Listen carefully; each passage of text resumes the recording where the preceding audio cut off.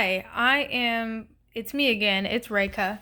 It's me. Hello. I just took my scarf off for a second because it was bothering me. I'm playing with the Angels and Ancestors deck. I'm just playing with it. I got a couple decks today. I've been playing around with them. It's been fun. Uh, wow, I haven't even been playing with all the cards. I realized that. Uh, and I wanted to make a video because I got the snake shed old skin. And what's funny is in my journal, I had just wrote the other day in my journal, even has the date from the 29th, shedding skin, shedding old skin like a snake. Whoa, whoa, whoa. Listen, I don't know if you guys believe in like card reading and stuff, but I've been having fun. I kind of approach it kind of as a game. I don't think you need cards to know what messages you're receiving, but I think they're an excellent tool, and the artistry is so beautiful. And it's the artist that helped to illustrate this and the author and how they work together is so genius and it's so beautiful. But just a reading on myself, the snake, and I read more about it with the guidebook, and it talks a lot about renewal, and it talks about like forgiving yourself. Like sometimes, and I think about peeling off a scab. Sometimes in order to move forward, you might find yourself being the bad guy, and you might find yourself struggling to be understood, to get to an understanding, because you want to be understood. You want to step into a new chapter where you are being respected and you do feel understood, and the way to get there is sometimes painful, and you have to forgive yourself for having it get that far. But I also wrote in my journals that, you know, sometimes you gotta fail the test to learn the lesson. You know, the test may be keeping your cool in the situation, but the lesson may be having that understanding, having that renewal, shedding that old skin. So it's just funny that I had those two messages in my book prior to even playing with these cards and just kind of dabbling into them. And now here we are with the snake and the seer, which is a repeat image I keep getting in readings on my own and other people who have read for me. See beyond your current situation. And I did some more research about that. I consulted the guidebook on the cards because the author has their own interpretation with each image. And it talks about just like tapping into your intuition, tapping into your clairvoyant abilities. Also, just because you don't know how something is going to work out doesn't mean it's not going to work out, you know?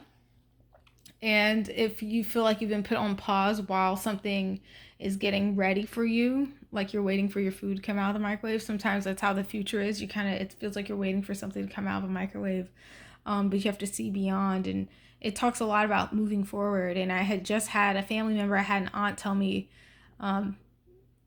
shout out to my aunt, who said, just keep moving forward. Just keep looking forward. Forget the shit in the past. Keep looking forward. Because, and I'm learning this every day. Even if the trouble, the conflict, you can't fix it, you have to keep going forward. You have to keep seeing ahead. And then I also got the stag, which was trust and thrive. I don't know why I was reading that backwards, thrive and trust. But this kind of talks about like just steadfastness. And I get this message all the time, and God is like teaching me like, hey, Rekha, I want to bless you. I want to give you everything. But you get so anxious, and I literally told you to be anxious for nothing. I'm the most powerful force, and I'm in love with you, and you don't even trust me to take care of you. That's insane. Trust me. So these are same messages I see all the time, and they're lessons I feel like I'm still continuing to learn. So if you find yourself kind of going in a circle, and there's like all these circles that just keep coming up,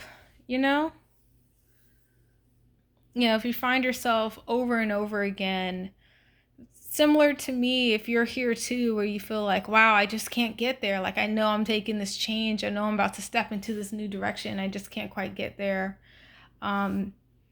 even the teacher, even the person who's talking and trying to inspire and trying to kind of spearhead something is having to take a chance and to reflect and having to take a chance and kind of do some research on my own and say, okay, what do I need to work on?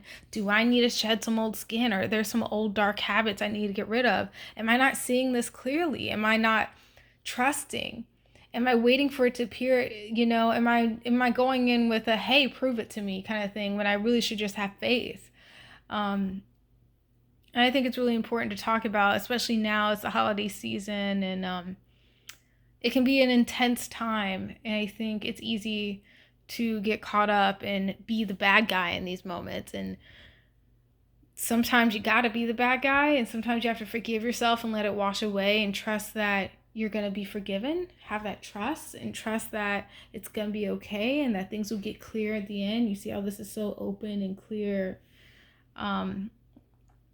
And funny, she's called the seer, but her eyes seem to be covered, but her hands are out and they're free and they're outstretched. So you're kind of blindly going about things. In order to see, sometimes you have to stop trying to see, stop looking with your eyes and to really start feeling what's in front of you, their outstretched hands. And I think it's really important to, this symbol also represents like fertility and like new ideas coming to pass.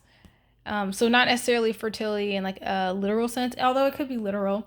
It could be that, but it could also be new ideas, new creative concepts being brought forth, and like having that little waiting period of knowing that it's going to come. So like the labor of that in a sense. So just kind of, I don't know. I guess I just wanted to share that with you because I know that the holidays can be intense and it's a time to kind of get together with people you love. But I think we also need to get with ourselves and love ourselves and address what was maybe dark and how we can use that to build something good, how we can gain some clarity, and then what we're going to do with that in the meantime. Because you might feel a little stagnated. December might feel like a waiting period for all of us. Like now we're just waiting for 2020. We're just waiting for the next move. And in the meantime, it's really hard to just, you feel stagnant. It's funny that this is stag, but it's all about trusting. And I read up more in the book about this card, and it was about, in that waiting period, about having that kind of trust, in the meantime, trust in the clearing, that quiet in the storm, now that the clouds are clear, now that you're done causing a ruckus, and you're just kind of looking up and it's clear. Now what? And that's like my own personal reading for myself. And I just wanted to share that because I know I'm not the only one kind of going through this. And I wish everyone luck. I hope you had fun doing something this weekend. I hope you're able to rest and recover from the events.